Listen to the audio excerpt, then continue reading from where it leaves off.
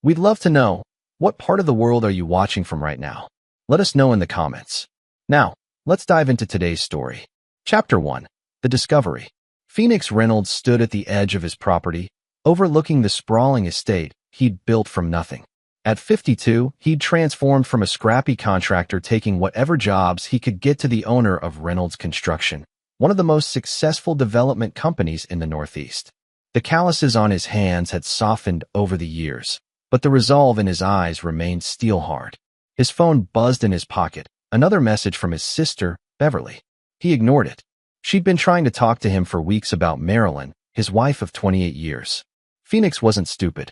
He'd noticed the changes, the late nights, the new wardrobe, the sudden business trips. After their daughter Skylar announced her engagement 6 months ago, Marilyn had become increasingly distant, constantly coordinating with the Ainsley family, particularly with Montgomery Ainsley, father of the groom and owner of Ainsley Properties, Phoenix's biggest competitor. His suspicions had festered long enough. 3 weeks ago, he'd hired Dominic Russo, an ex-cop turned private investigator. Today was the day he'd finally learned the truth. "Mr. Reynolds," Dominic said, climbing out of his car. "Got a minute?" Phoenix led him to his home office, a room that showcased his journey, framed blueprints of his first major project, photos with city officials, the hammer his father had given him when he turned 18. "Just give it to me straight," Phoenix said, settling into his leather chair. Dominic slid a manila envelope across the desk. "Been going on for about 8 months from what I can tell. Weekly meetings at the Meridian Hotel downtown." The photos inside told the story Phoenix had feared but expected. Marilyn entering the hotel, Montgomery holding her hand in the lobby, kissing her in the elevator. The timestamps showed patterns, always on Thursdays, always when Phoenix had his standing meeting with city officials. "There's more," Dominic said. "They've been transferring funds to a shared account. I tracked several large withdrawals coinciding with your daughter's wedding planning." Phoenix stared at the bank statements. "What exactly are they paying for?" "From what I gathered, they're covering wedding costs you weren't consulted on. That last one, $20,000, was for a wedding venue change. The original reservation under your name was canceled." Phoenix's jaw tightened. He hadn't been told about any venue change. "Thank you, Dominic. You'll find your final payment in your account by end of day." After the investigator left, Phoenix sat alone, thumbing through 28 years of memories now tainted. The beginning had been beautiful, Marilyn supporting him through the lean years, celebrating every small victory. Somewhere along the way, as his business grew, they drifted. But this was calculated betrayal. His phone rang, Skylar calling. He considered ignoring it, but decided against it. "Hey, sweetheart," he answered, keeping his voice level. "Dad, I've been trying to reach you. Did you get the new wedding invitation?" "No," he replied honestly. "Really? Mom said she'd handle it. Anyway, there's been a slight change of plans. The ceremony will be at the Ainsley estate now. Isn't that amazing? Montgomery offered it to us when he heard about our venue troubles." Phoenix swallowed his anger. How thoughtful of him. "I know you two have that business rivalry thing, but he's been so helpful with the wedding. Actually, that's why I'm calling. I need to talk to you about the ceremony." "What about it?" A pause. "Well, Montgomery's been helping so much, and he and Mom thought, maybe it would be nice if he walked me down the aisle with you? A blended family kind of thing." Phoenix gripped the desk until his knuckles turned white. "That's not happening, Skylar." "Dad, please don't be difficult. It would mean a lot to Mom and I'll talk to your mother." He hung up before she could respond, his mind racing. 28 years of marriage, a daughter he'd raised and loved. And now they wanted him to share the most important moment of his daughter's life with the man who'd been sleeping with his wife? Phoenix dialed Marilyn's number, steeling himself. When she answered, he spoke with cold precision. "We need to talk. Now." Chapter 2. The Confrontation. Marilyn Reynolds entered their home with practiced grace, setting her designer handbag on the marble countertop Phoenix had installed himself years ago. At 48, she maintained the beauty that had first caught his eye, though now enhanced by expensive treatments and a fitness regimen she'd adopted in the past year. "Phoenix," she said, her voice tinged with irritation. "What's so urgent that I had to leave my meeting?" He stood by the fireplace, photos from Dominic's envelope arranged on the coffee table. "Your meeting with Montgomery Ainsley? Strange, I thought that was scheduled for tomorrow." "Thursday. Your usual day." Her face registered momentary confusion before hardening. What are you talking about? Sit down, Marilyn. He gestured to the couch. When she hesitated, he added, unless you'd rather I call Skylar over to join this conversation. That did it. She sat, glancing at the coffee table, her eyes widening as she recognized the photos. You've been sleeping with Montgomery Ainsley for 8 months, Phoenix stated flatly. You've been planning my daughter's wedding with him, changing venues without telling me, and now apparently he's walking her down the aisle. Our daughter, Marilyn corrected sharply. And it's not what you think. Please enlighten me. Phoenix crossed his arms, leaning against the mantel. Montgomery and I. It just happened. You were never home, Phoenix. Always at job sites, always at meetings. Do you know Skylar cried on her 16th birthday because you missed her party for a business emergency? That's a convenient rewrite of history, Phoenix said. I provided everything for this family. I built this house with my own hands. Built this house and forgot about the people in it. Marilyn stood, gaining confidence. Montgomery sees me. He asks what I want, what I think. When was the last time you did that? So this justifies betraying your husband? Hijacking our daughter's wedding. Skylar loves Montgomery. He's been more present in her wedding planning than you have. Phoenix's laugh was bitter. Because you deliberately kept me out of the loop. Changed venues without telling me. Scheduled meetings when you knew I couldn't attend. That's not true, she protested, but her eyes flickered away. I have the receipts, Marilyn. Literally. He pointed to the bank statements. You and your lover have been systematically pushing me out of my daughter's life. She straightened her shoulders. Montgomery and I love each other. We're building a future together, one that includes Skylar. And what about me? The father who raised her? The man who gave you everything. You gave us things, Phoenix. Houses, cars, vacations. But you were never really with us. She moved toward the door, then turned back. I was going to wait until after the wedding, but I want a divorce. You can have the house. It was always more yours than ours anyway. Phoenix didn't move. And what does Skylar think about all this? Marilyn hesitated. She understands that sometimes people grow apart. Does she understand that her mother's been having an affair with her future father-in-law? Real fear flashed across Marilyn's face. You wouldn't. No, I wouldn't hurt Skylar like that. But I won't be sidelined at my own daughter's wedding. He stepped forward. If Montgomery walks her down the aisle, I won't be there. You'd miss your only daughter's wedding out of pride? I'd miss it out of self-respect. Tell Skylar I'll give her away as her father, or I won't attend at all. Marilyn shook her head. You're being unreasonable. I've already spoken with my lawyer. The divorce papers will be ready tomorrow. Consider this the end of our negotiation. Phoenix turned away, signaling the conversation was over. After she left, Phoenix poured himself a whiskey and called the one person he knew he could trust, his sister Beverly. Phoenix? She answered immediately. I've been trying to reach you for weeks. You knew, he said, not a question. I suspected. That's why I kept calling. She's leaving me for Montgomery Ainsley. They've been planning it for months. Beverly's sigh was heavy. What are you going to do? Phoenix stared out the window at the garden Marilyn had designed, at the gazebo where Skylar had played as a child. I'm going to fight for my place in my daughter's life, he said. And then I'm going to make them both regret ever crossing me. Chapter 3. The Ultimatum. 2 weeks later, Phoenix sat in his lawyer's office, reviewing the divorce settlement. The division of assets was straightforward. Phoenix would keep his company and their main home. Marilyn would take their vacation properties and her considerable investment portfolio, much of which had been built with Phoenix's earnings. She's not asking for alimony? Phoenix questioned his lawyer, Stanford Wilson, a sharp-minded man with 30 years of experience handling high-profile divorces. No, Stanford confirmed. But there's something else. She wants full control over Skylar's wedding arrangements. Phoenix scoffed. Skylar is 25. She doesn't need parental consent. True, but Marilyn is requesting that the court recognize her as the primary decision-maker for all financial aspects of the wedding. She's claiming you've been deliberately obstructive.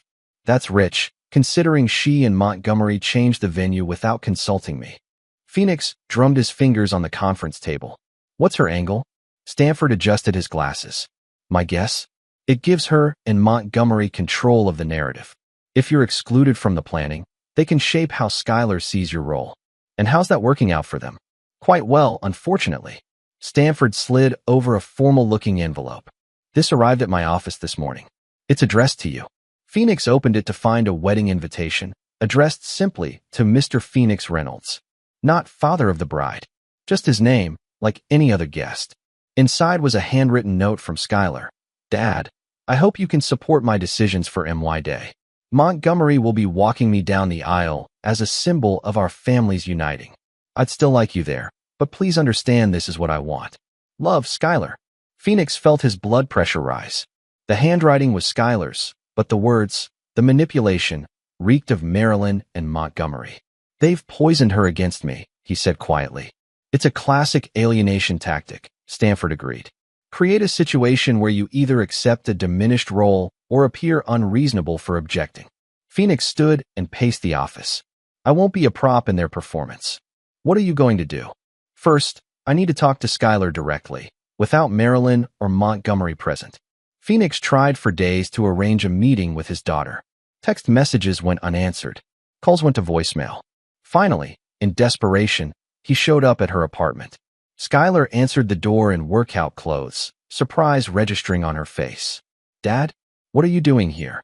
We need to talk, Phoenix said, stepping inside without waiting for an invitation. The apartment he'd helped her buy after college graduation now felt like foreign territory. I'm actually heading out soon, she said, checking her watch. Pre-wedding yoga with Mom and Simone. Simone, Montgomery's daughter from his first marriage. Soon to be Skylar's stepsister. This won't take long, Phoenix insisted.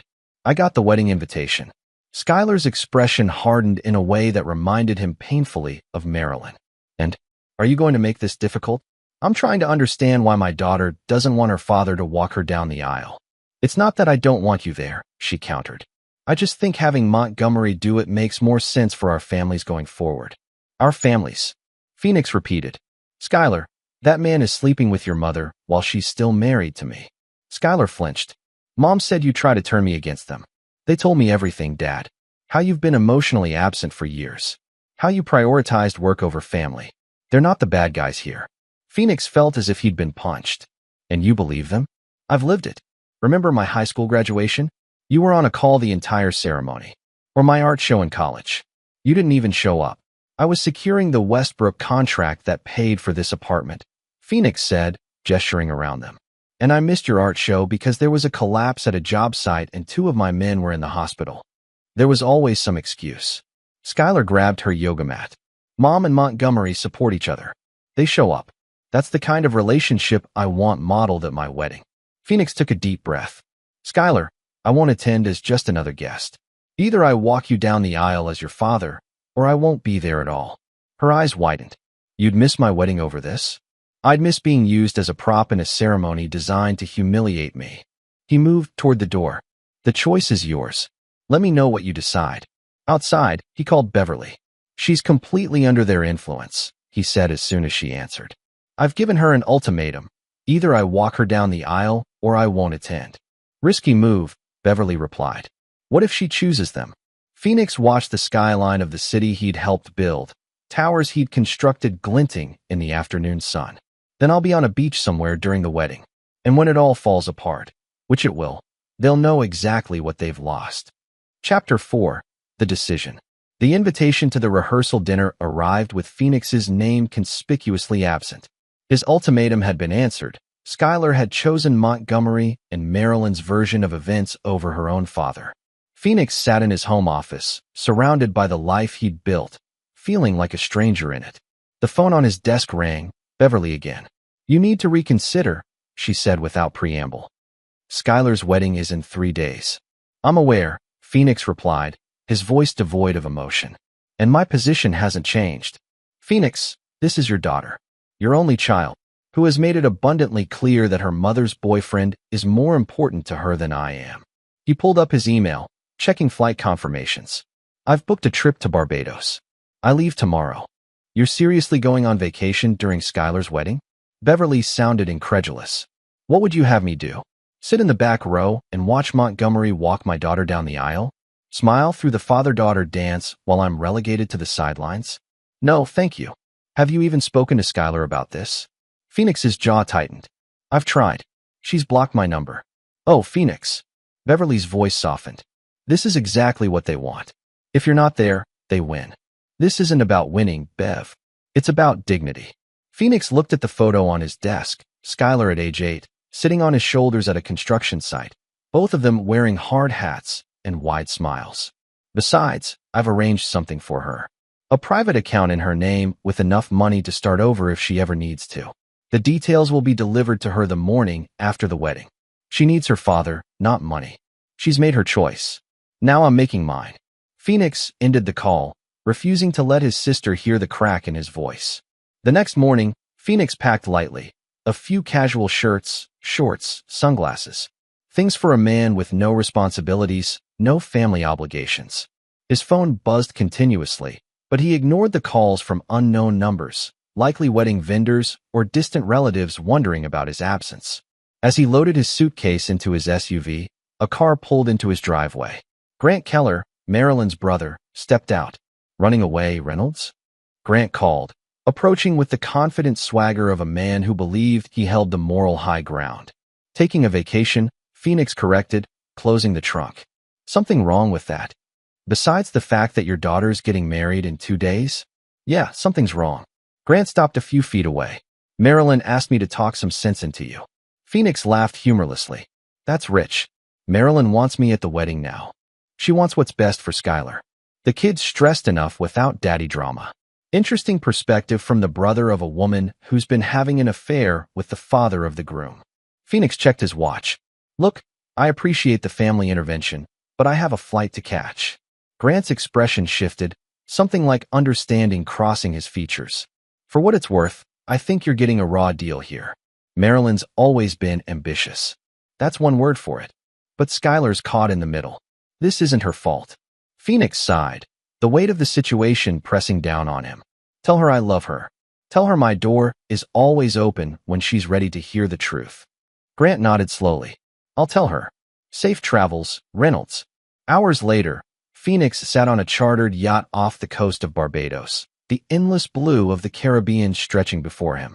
He'd deliberately chosen a remote sailing expedition with spotty cell service. Whatever chaos unfolded at the wedding, he wouldn't be available to fix it. His satellite phone rang, the one number he'd given only to Reed Donovan, his business partner and closest friend. He answered, the connection crackling. How's paradise? Reed asked. Peaceful, Phoenix replied. What's happening there? Chaos, from what I hear. Montgomery's son is having second thoughts.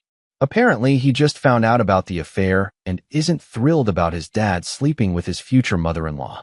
Phoenix felt a twisted satisfaction, but pushed it away. Not my circus, not my monkeys. There's more, Reed continued. Word is Montgomery's been cutting corners on that new luxury condo development to finance this wedding. The city inspector, you know, Wilson's brother-in-law, is taking a closer look after an anonymous tip. Phoenix had nothing to do with that tip, but he couldn't say he was sorry about it. Anything else? Yeah. Skylar's been calling the office looking for you. Sounded upset. Phoenix's heart clenched. What did you tell her? That you were unavailable. Following your instructions. Reed paused. You sure about this approach? Phoenix watched the sun setting over the water, thinking of all the sunsets he'd missed while building his empire, all the family moments sacrificed on the altar of success. No, he admitted. But it's too late to change course now. Chapter 5, The Collapse. The morning of Skylar's wedding dawned with perfect weather in the northeast, while Phoenix woke to a gentle Caribbean breeze on the chartered yacht. He'd deliberately scheduled a deep-sea fishing expedition for the day, ensuring he'd be unreachable during the ceremony. The captain, a weathered local named Frederick, didn't ask questions about why a man would be alone on such a trip. He simply handed Phoenix a fishing rod and pointed to promising spots on the horizon. Sometimes the fish that fights hardest is the one worth catching, Frederick commented as Phoenix struggled with his first catch of the day. And sometimes what looks like giving up is just waiting for the right moment to strike. Phoenix wondered if the man somehow knew his situation or if life on the sea simply bred philosophers. Meanwhile, at the Ainsley estate, the carefully orchestrated wedding was beginning to unravel. Though Phoenix couldn't know it yet, what would later be described to him as 77-plus frantic calls were accumulating on his silenced phone. The first crisis hit when the catering company, one that Montgomery had insisted upon using instead of the chef Phoenix had recommended, arrived 2 hours late with half the ordered food. The staff claimed there had been a miscommunication about payment, as the final deposit had never been processed. Marilyn, resplendent in a designer mother-of-the-bride dress, frantically called Phoenix's lawyer, assuming he was somehow blocking the funds. Stanford truthfully informed her that Phoenix had placed the full catering payment in escrow months ago, but Montgomery had redirected it. As guests began arriving, the second disaster struck. The string quartet Montgomery had hired to replace Phoenix's original band choice failed to appear. Their apologetic manager explained they'd received a better offer from another wedding, one that had actually paid their deposit. By noon, Skylar sat in the bridal suite, still in her robe, mascara streaking down her face while her bridesmaids tried to comfort her. "Where's Dad?" she kept asking. "He would know how to fix this." Marilyn, increasingly frantic, had been calling Phoenix's number every 5 minutes, each call going straight to voicemail. She'd also called his office, his home, his sister, and anyone else who might know his whereabouts. "He's abandoned us," she told Skylar, stroking her hair. "Just like he always does when things get difficult." But Skylar wasn't finding comfort in her mother's words anymore. Dad always handled the business side of things. He wouldn't have let this happen. The third and most devastating blow came an hour before the ceremony was scheduled to begin. Drew Mercer, the groom and Montgomery's son, requested a private conversation with Skylar. In the estate's library, surrounded by Montgomery's collected first editions that he often bragged about but never read, Drew confessed his doubts. "I can't do this," he said, unable to meet Skylar's eyes. "Not like this." "What are you talking about?" Skylar asked, her world crumbling further. "I just found out about our parents last week. Dad made it sound like they got together after your parents separated, but then I overheard him on the phone." Drew ran a hand through his carefully styled hair. "They've been planning this for almost a year, Skylar. The merger of our family companies, the strategic alliance, it was all orchestrated. Even our meeting at that charity gala wasn't a coincidence." Skylar felt as if the floor had dropped from beneath her. "What are you saying?" "My dad pushed me toward you because of what your father built. Your company's lands adjoining our developments, your contracts with the city. It was never about love. It was about acquisition." The revelation hit Skylar like a physical blow.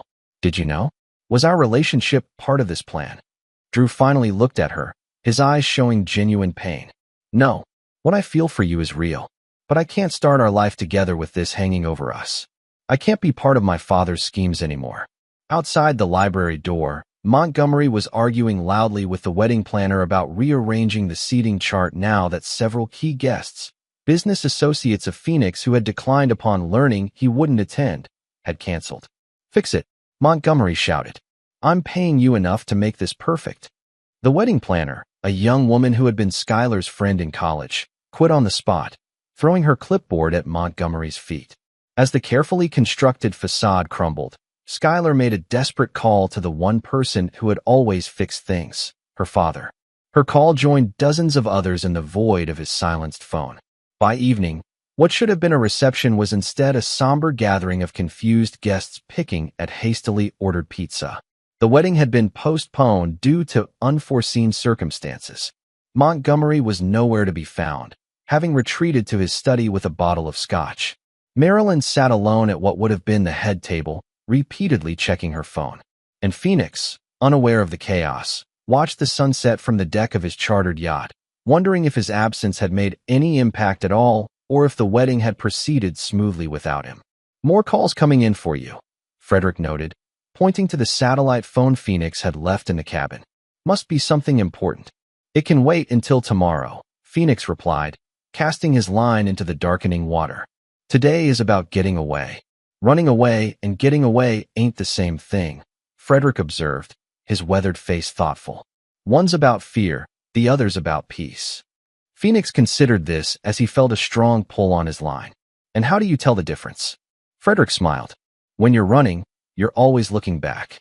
When you're just getting away, you enjoy the view ahead." Phoenix realized he'd been checking the time all day, calculating what would be happening at the wedding. He hadn't been present in his escape at all. "Maybe it's time I answered those calls," he admitted. "Tide's turning anyway," Frederick agreed. "Fish won't be biting much longer." As the yacht turned back toward shore and stronger cell reception, Phoenix prepared himself for whatever storm awaited him. Chapter 6. The aftermath. Phoenix's phone exploded with notifications as the yacht approached the marina. 77 missed calls, dozens of voicemails, and a flood of text messages, all from the past 18 hours. Most were from Marilyn and Skylar, but there were also calls from Beverly, Grant, Reed, and even Montgomery. Phoenix sat on the deck, scrolling through the texts, piecing together the wedding disaster from fragments. Dad, where are you? Everything's falling apart. Skylar, 11:42 a.m. This is your fault somehow, I know it. Call me immediately. Marilyn, 12:15 p.m. Reynolds, we need to talk. Man to man. Montgomery, 1:30 p.m. Drew backed out. Wedding's off. I need you, Daddy. Skylar, 3:22 p.m. The last message from his daughter struck him like a physical blow. She hadn't called him Daddy since she was 12. Whatever had happened must have shattered her world completely. He called Beverly first, needing his sister's unfiltered perspective before contacting Skylar. Thank God, Beverly answered immediately. Are you still in Barbados? For now, Phoenix replied. What happened, Bev? Total disaster. The wedding fell apart at every seam. Food issues, vendor problems, and then the groom got cold feet after finding out about Marilyn and Montgomery's affair. Phoenix absorbed this. How's Skylar? Devastated, humiliated, and finally seeing the truth. Beverly paused. She needs you, Phoenix. Not to gloat or say, I told you so, but just to be her dad. I'll book the first flight home, he promised. There's more you should know, Beverly continued. After everything collapsed, Marilyn had a complete meltdown. Started blaming everyone. You, the wedding planner, even Skylar for not being understanding enough about her relationship with Montgomery. Phoenix felt cold anger wash over him. Where's Skylar now? At my place. She didn't want to go home with Marilyn or stay at her apartment alone. Tell her I'm coming home. And Bev, thank you for being there for her. Phoenix's return flight was spent in contemplative silence. He was relieved the wedding hadn't happened, not because it ruined Marilyn and Montgomery's plans, but because Skylar had been saved from what was clearly a manipulated relationship. Yet he felt no triumph. His daughter was hurting, and regardless of how they'd arrived at this point, her pain was real. When Phoenix arrived at Beverly's house the next evening, he found Skylar curled up on the couch in sweatpants and one of his old construction company sweatshirts she'd borrowed years ago. Her eyes were red-rimmed from crying, her hair pulled back in a messy ponytail. Dad, she said simply, rising to her feet. Phoenix crossed the room and wrapped her in his arms, holding her as she broke down again. I'm so sorry, she sobbed against his chest.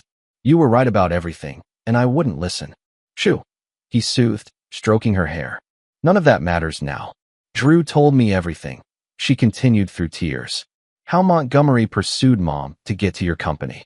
How they orchestrated our relationship. It was all fake, Dad. Even the way I felt about you was manipulated. Mom and Montgomery kept telling me stories about how you'd neglected us, how you'd chosen work over family.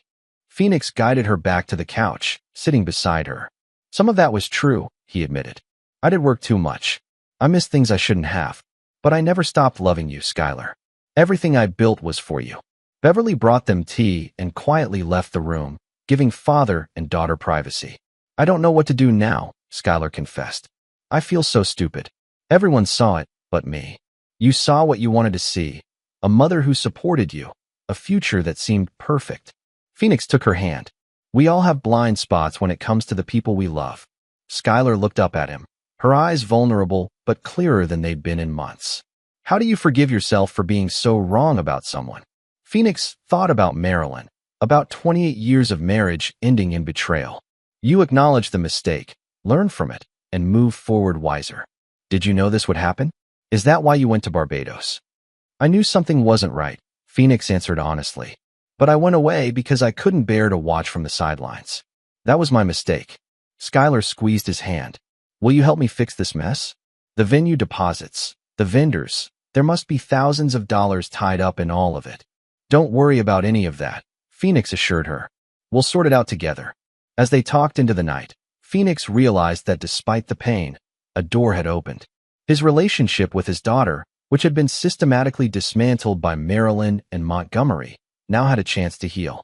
But as he listened to more details of their manipulation, how they'd intercepted his messages, rewritten the narrative of his involvement in Skylar's life, and isolated her from people who might have told her the truth. Phoenix's resolve hardened. This wasn't just about a ruined wedding or a cheating wife. This was a calculated attempt to destroy everything he valued. And for that, there would be consequences. Chapter 7. The Strategy. 1 week after the wedding disaster, Phoenix sat across from Stanford Wilson in his law office, reviewing documents spread across the mahogany table. The divorce is straightforward now, Stanford explained. Marilyn's infidelity and the evidence of conspiracy against you shifts things significantly in your favor. Phoenix nodded absently, his mind elsewhere. That's not why you're here, though, is it? Stanford asked perceptively. No. Phoenix leaned forward. I want to know exactly how far Montgomery Ainsley went to get to my company. I need a complete investigation, business records, financial transactions, communications with Marilyn. Everything. Stanford removed his glasses. Phoenix, you have grounds for a highly favorable divorce settlement. Skylar's back in your life. Why not just move on? Because they didn't just try to take my family, Phoenix replied, his voice cold. They tried to take everything I built. I need to know how deep this goes. Stanford sighed but nodded. I'll put my best people on it. But Phoenix, be careful. Revenge is rarely as satisfying as people imagine. This isn't about revenge, Phoenix insisted. It's about justice. Later that day, Phoenix met with Reed at their office overlooking the city skyline. The Reynolds construction headquarters occupied the top 3 floors of a building Phoenix had developed 10 years earlier. How bad is it? Phoenix asked without preamble. Reed pulled up financial projections on his tablet. The Westbrook development is still solid, but we've lost 2 smaller contracts that were tied to Ainsley Properties. They pulled out the day after the wedding fiasco. As expected, Phoenix noted. What about the Hamilton Street project? That's where it gets interesting. Reed brought up schematics of a downtown revitalization project. Ainsley's been underbidding us on every phase, but there's no way they can deliver at the prices they're quoting. Their margins would be non-existent. Unless they're cutting corners, Phoenix suggested. Remember the Parkview Towers? Reed nodded grimly. Montgomery's first major development. 3 years after completion, they found structural issues that cost millions to fix. He blamed the subcontractors. Have Wyatt Dalton look into their supply chain, Phoenix instructed. I want to know if they're using substandard materials again. As Reed made notes, Phoenix's phone rang. Marilyn calling for the first time since the wedding debacle. Phoenix, she began when he answered, her voice carefully controlled. We need to talk about the house. What about it? He asked neutrally. I need to collect some personal items. Montgomery's place is being renovated, and we're staying at a hotel in the meantime. Phoenix almost laughed. Money troubles already? Don't be petty, she snapped. This situation is difficult enough. I'll have Stanford arrange a time for you to collect your things. With supervision, of course. Supervision? I lived in that house for 20 years. And now you don't, Phoenix replied simply. Is there anything else? A pause. Skylar isn't returning my calls. That's between you and our daughter. You've turned her against me, Marilyn accused. No, Marilyn. You did that all by yourself. Phoenix ended the call, turning back to Reed. Where were we? Over the next 2 weeks, Phoenix methodically gathered information. Wyatt Dalton's investigation revealed alarming details. Montgomery had indeed been using substandard materials on his current projects, and worse, had been falsifying inspection reports through a connection at the city planning office. Phoenix also discovered that Montgomery's financial situation was far more precarious than anyone realized. The lavish lifestyle, the expensive wedding preparations, all financed through increasingly desperate measures as his company struggled. Most disturbingly, Phoenix uncovered evidence that Montgomery had been systematically targeting his clients, using information Marilyn had gleaned during their marriage to undercut Reynolds Construction's bids and relationships. But the final piece fell into place when Simone Mercer, Montgomery's ex-wife, reached out through Stanford. They met at a quiet restaurant on the outskirts of town, where Simone, an elegant woman in her 50s, arrived with a leather portfolio. I've been waiting for someone to finally see through Montgomery's facade, she said, sliding the portfolio across the table. These are copies of documents I've kept since our divorce 15 years ago. Pattern of behavior evidence, if you will. Inside, Phoenix found financial records, emails, and legal documents showing how Montgomery had orchestrated similar situations with other business rivals, getting close to their families, creating personal entanglements that gave him access to proprietary information. He did the same thing to Harold Thompson before he bankrupted Thompson Development, Simone explained. Became best friends with Harold, vacationed with his family, all while systematically dismantling his company from the inside. Why are you showing me this now? Phoenix asked. Simone's smile was tight. Because Montgomery tried to reduce my alimony payments last month, claiming financial hardship. After 15 years of paying for his betrayal, he wants to cut me off when I need surgery. She leaned forward. And because he hurt your daughter. Drew told me everything. How his father pushed him toward Skylar for business reasons. That crosses a line even Montgomery shouldn't have crossed. Phoenix studied the documents. These are exactly what I needed. Thank you. Just promise me one thing, Simone said as they parted. When you take him down, and I know you will, make it count. Armed with this information, Phoenix called a meeting with his closest allies, Reed, Beverly, Stanford, and Wyatt. In his home office, he laid out what he'd discovered and his plan for response. This isn't just about my personal grievances, Phoenix explained. Montgomery Ainsley is cutting corners that could put people's lives at risk. He's corrupting city officials. He's manipulating families for financial gain. It ends now. What exactly are you proposing? Stanford asked cautiously. Phoenix outlined his strategy, a three-pronged approach that would expose Montgomery's business practices to regulatory authorities, reveal his financial misdeeds to investors, and make public his pattern of personal manipulations. This could get ugly, Beverly warned. Are you prepared for the fallout? What about Skylar? Skylar knows everything, Phoenix assured them. She's the one who suggested I talk to Simone in the first place. Reed, normally the most cautious of Phoenix's advisors, nodded slowly. He came after everything you built. He tried to use your daughter as a pawn. If anyone deserves consequences, it's Montgomery Ainsley. Phoenix looked around at the people who had stood by him, who had seen his pain and supported him through the betrayal. Then we move tomorrow, he decided. And God help them both. Chapter 8. The Execution. The first domino fell on a Tuesday morning when the city's building inspector, acting on an anonymous tip, arrived at Montgomery's flagship development project, Ainsley Heights, a luxury condominium complex near completion. Phoenix, watching from his car across the street, observed the inspector's growing concern as he examined support beams that should have been steel but were instead aluminum with steel coating, a dangerous substitution in a 12-story building. By noon, construction was halted. By 2 o'clock, news vans arrived as workers were sent home. By 4, Montgomery himself appeared, gesticulating wildly at city officials who stood firm with clipboards and stern expressions. Phase 1 complete. The second domino fell that evening, when financial documents detailing Montgomery's precarious business position were accidentally emailed to his major investors, the local business journal, and the state banking commission. The documents, all legitimate but obtained through Simone's resources, showed a pattern of moving funds between projects to cover shortfalls, misleading investors about progress, and grossly overstating projected returns. Phoenix didn't need to be present for this phase. The panicked calls from investors would be hitting Montgomery's phone right about now, even as he dealt with the construction crisis. Phase 2 complete. The third domino, the most personal, was scheduled for the following day. This one Phoenix would deliver personally. He arrived at the Metropolitan Club at precisely 12:30 p.m., when Montgomery typically took lunch in the private dining room reserved for the city's business elite. Phoenix had been a member longer than Montgomery, but had rarely used the facility, preferring simpler establishments closer to his job sites. Today, however, called for a different approach. Montgomery sat alone at his usual table, his face haggard from the previous day's disasters. When he spotted Phoenix entering the dining room, his expression darkened with recognition and fury. "You," he growled as Phoenix approached. "You're behind all this." Phoenix took the seat opposite him without invitation. Behind what exactly? Building inspectors doing their jobs? Financial transparency? Please, enlighten me. Don't play innocent. You've been sabotaging me since the wedding fell apart.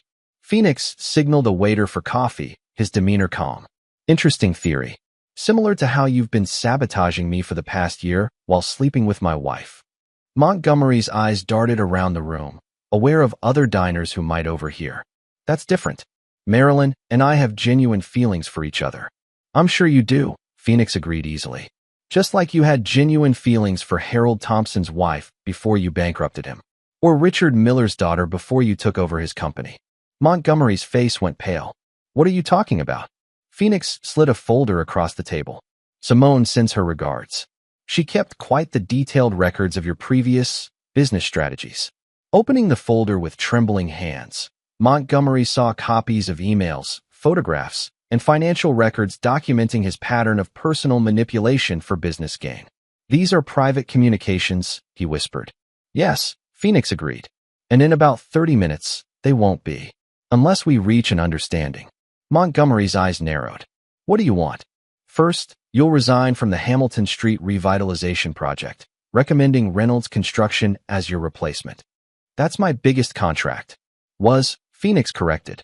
Second, you'll confess to the building inspector that you personally authorized the substandard materials at Ainsley Heights, clearing your project manager of any wrongdoing. That would destroy me professionally, Montgomery protested. Better professionally than personally, Phoenix countered, tapping the folder. Third, you'll sign over your shares in the Bristol development to Simone as compensation for the alimony you tried to withhold. Montgomery's face flushed with anger. You've got some nerve. And finally, Phoenix continued as if there had been no interruption. You'll end all communication with Marilyn and Skylar. Permanently. You can't dictate who I can. I'm not finished, Phoenix cut him off again. You orchestrated a relationship between your son and my daughter to gain access to my company. You manipulated a young woman's feelings as a business tactic. That's where you crossed the line that can't be uncrossed. For the first time, Montgomery looked ashamed. Drew and Skylar's relationship wasn't entirely my doing. They did have genuine. Save it, Phoenix interrupted. My lawyer has prepared the necessary documents. He nodded toward Stanford, who had been waiting at the bar and now approached with a leather portfolio. You have 10 minutes to sign, or at 1 o'clock, these records go public. Montgomery stared at the documents Stanford placed before him, then at Phoenix. You've thought of everything, haven't you? No, Phoenix replied honestly. I never thought you'd target my family. I never thought Marilyn would betray 28 years of marriage. I never thought my daughter would be collateral damage in your schemes. But I've certainly thought about what happens next. With a shaking hand, Montgomery signed the papers. This feels like blackmail, he muttered. It's accountability, Phoenix corrected, standing to leave. Something you've avoided for far too long. As Phoenix walked away, Montgomery called after him. What about Marilyn? Didn't she get a say in any of this? Phoenix turned back with a cold smile. Don't worry about Marilyn. She's handled separately. Indeed, at that very moment across town, Marilyn was being escorted from Phoenix's house by security personnel, her hastily packed belongings loaded into a waiting car. The locks had been changed, the security codes altered, and her access to joint accounts terminated. Additionally, thanks to the evidence Simone had provided, Stanford had amended the divorce filing to include fraud and conspiracy charges that would significantly impact Marilyn's settlement. By evening, all 3 phases of Phoenix's plan had been executed. Montgomery's business was in freefall, his reputation shattered. Marilyn had been cut off from the lifestyle she'd become accustomed to. And Phoenix had reclaimed what was rightfully his company's standing, his home, and most importantly, his relationship with his daughter. But as he sat alone in his study that night, Phoenix felt no triumph. Only a hollow sense that justice, while necessary, was a poor substitute for what he'd truly lost, the family he'd thought he had.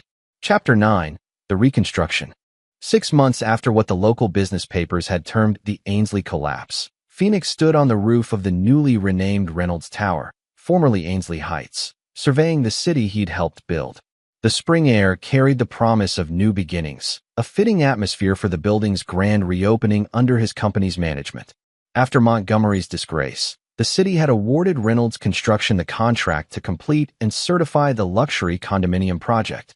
Phoenix had personally overseen the replacement of all substandard materials, turning a potential disaster into a showcase of proper construction practices. Looks good from up here, said a voice behind him.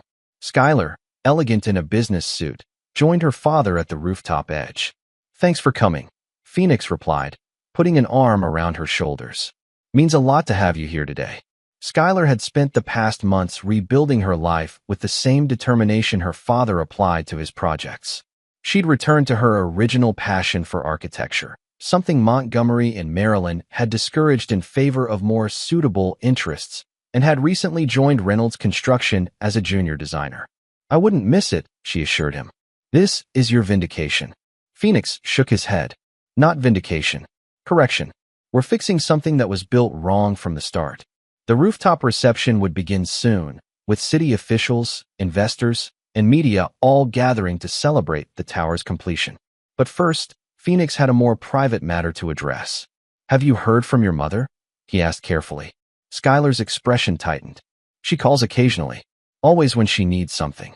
After the divorce was finalized, Marilyn had moved to a smaller city 3 hours away, where her considerably reduced circumstances were less conspicuous. Without Montgomery's financial support, he'd been forced to liquidate assets to cover lawsuits from investors. She'd had to adapt to a middle-class lifestyle that she found deeply challenging. "And how do you feel about that?" Phoenix asked. "Sad, mostly," Skylar admitted. "She still doesn't take responsibility for what happened. In her version, you're the villain who destroyed her happiness out of spite." Phoenix had expected no less. Marilyn had always excelled at reshaping narratives to cast herself as the victim. And Montgomery? He still found it difficult to say the name without tension. "Disappeared, from what I hear. Drew mentioned he's trying to rebuild in Florida under a different company name." Phoenix nodded, unsurprised. Men like Montgomery always found new territory to exploit. "And how are things with Drew?" Phoenix kept his tone neutral. The young man had reached out to Skylar a few months after the wedding disaster, offering sincere apologies and explanations. Skylar smiled slightly. "We're meeting for coffee next week. Just as friends. He's working for a nonprofit now, completely cut ties with his father's business." "Good for him," Phoenix said, meaning it. Drew had been as much a pawn in Montgomery's schemes as Skylar had been. The rooftop door opened, and Reed appeared. "They're ready for you downstairs, Phoenix. Press is all set up in the main lobby." Phoenix squared his shoulders. Time to face the music. The grand lobby of Reynolds Tower gleamed with marble and brushed steel, packed with journalists, business associates, and city officials. As Phoenix took the podium, he spotted Beverly in the crowd, giving him an encouraging nod. "Thank you all for coming today," Phoenix began. "Reynolds Tower represents more than just a building to me. It symbolizes the importance of doing things right the first time, of building on solid foundations, and of correcting course when necessary." His speech was brief but impactful, focusing on the future rather than dwelling on the controversies of the past. As applause filled the lobby, Phoenix felt a sense of closure washing over him. The reception that followed was lively, with Phoenix moving through the crowd, shaking hands, and accepting congratulations. In a quiet moment near the champagne table, Beverly joined him. "Quite the turnout," she observed, "especially considering most of these people were at Montgomery's site a year ago." Phoenix smiled wryly. "The business world is fickle that way." "Speaking of fickle, I saw who just arrived." Beverly nodded toward the entrance, where Marilyn stood hesitantly, looking both out of place and determined. Phoenix's jaw tightened. "What is she doing here?" "My guess? Looking for reconciliation now that her other options have dried up." Indeed, as Marilyn spotted Phoenix, she began making her way toward him, her practiced smile firmly in place. "I've got this," Phoenix assured his sister, stepping forward to intercept his ex-wife before she could reach the center of the gathering. "Marilyn," he greeted her coolly. "This is a surprise." "Phoenix," she replied, her voice honeyed. "The building looks wonderful. I always knew you'd do amazing things with it." "Did you?" Phoenix kept his tone neutral. "What brings you here today?" Marilyn glanced around at the successful gathering. "I've been doing a lot of thinking. About us, about what happened. I think we both made mistakes." "Is that right?" Phoenix raised an eyebrow. "We were together for almost 30 years, she continued. "That kind of history doesn't just disappear. I thought perhaps we could talk privately. About the future." Phoenix studied the woman he'd once loved beyond reason, seeing clearly now the calculation behind her smile, the desperation in her eyes. 6 months ago, her arrival might have sparked anger. Now he felt only a distant pity. "There is no us future, Marilyn," he said quietly. "You made your choice. I've made mine." Her smile faltered. "People change, Phoenix. They realize their mistakes." "Yes, they do." Phoenix nodded toward where Skylar stood across the room, watching their interaction with concern. And I've realized that some bridges, once burned, should stay that way. Now if you'll excuse me, my daughter and I have a building to celebrate." He turned away without waiting for her response, feeling lighter with each step. As he rejoined Skylar, she searched his face. "Are you okay?" she asked. "I saw Mom." "I'm better than okay," Phoenix assured her, surprised to find it was true. "Some people come into your life to stay. Others come to teach you what you don't want.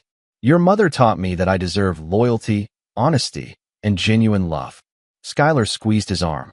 "Speaking of which, isn't that Diane from the Architectural Review Board? The one who asked you to dinner last month?" Phoenix followed her gaze to where an attractive woman in her late 40s was examining the building plans displayed near the model. "It might be. You should say hello," Skylar encouraged with a smile. "The past is finished. The foundation's been repaired.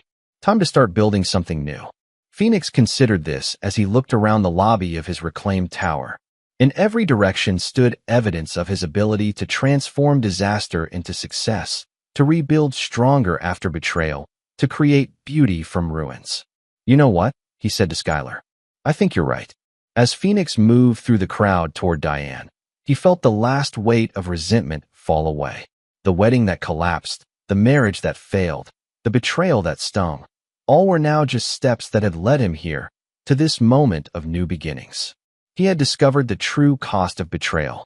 But more importantly, he had discovered his own capacity to rise above it, not through forgiveness, but through the simple act of building something better in its place. This is where our story comes to an end. Share your thoughts in the comments section. Thanks for your time. If you enjoy this story, please subscribe to this channel. Click on the video you see on the screen, and I will see you there.